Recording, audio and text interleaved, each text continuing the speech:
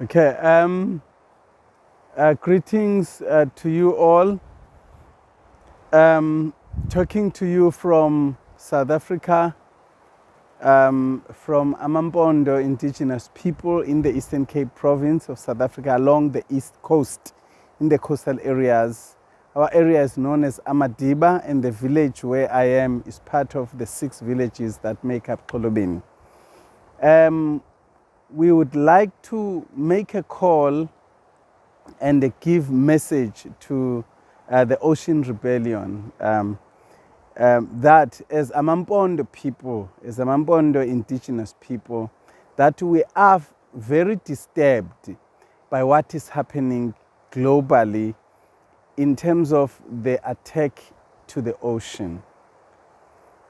As amaMpondo, we believe that we are born of the land and its waters.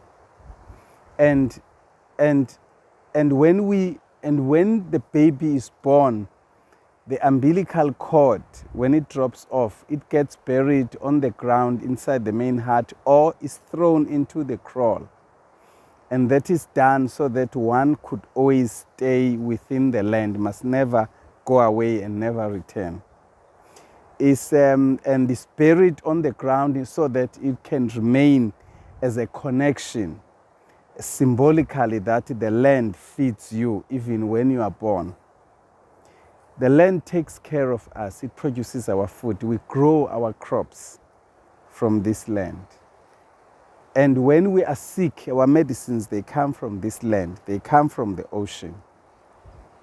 We use the seawater for treatment. We get our food from the ocean. And when we die, this land swallows us. In other words, we get buried into this land.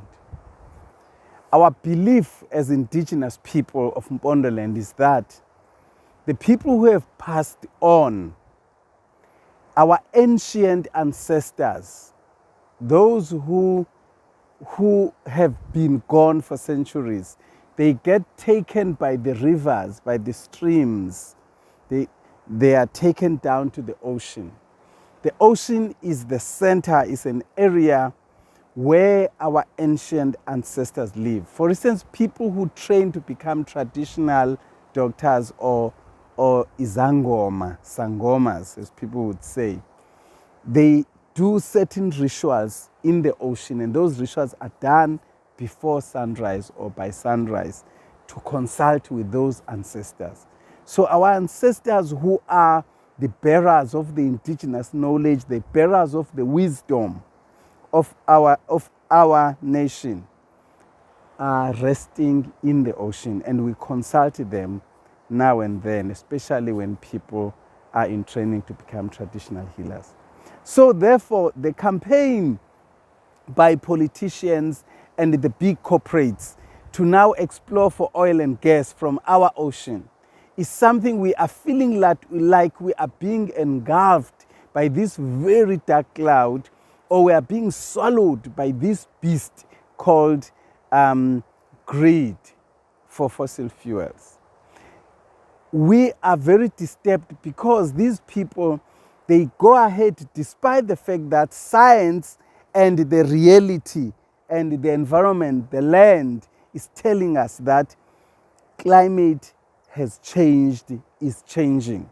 The severe storms that we have witnessed this past year, up until this hot season, it has never been seen before.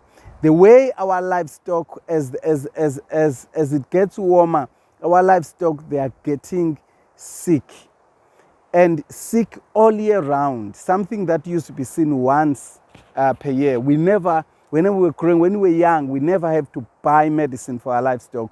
Now every person who's got livestock has to buy medicine from vet services. Our poultry, our chickens, they are getting sick all year. Traditionally, or in the past, they would get sick only when in spring, when it gets warming up. So the Newcastle fever, the avian flu would come with the migratory birds. But now they get sick all year round.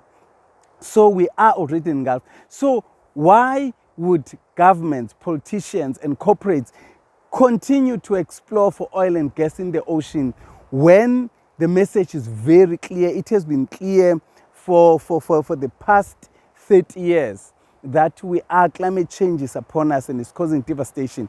Because we are dependent on the land, the disruption and the extraction of oil and gas from the ocean floors is going to affect us more than anybody, because we are dependent on the land for everything, for all our livelihood. We are dependent on the oceans for the livelihood. We collect mussels, limpets, oysters, crayfish. We fish in the ocean, but we also use that seawater.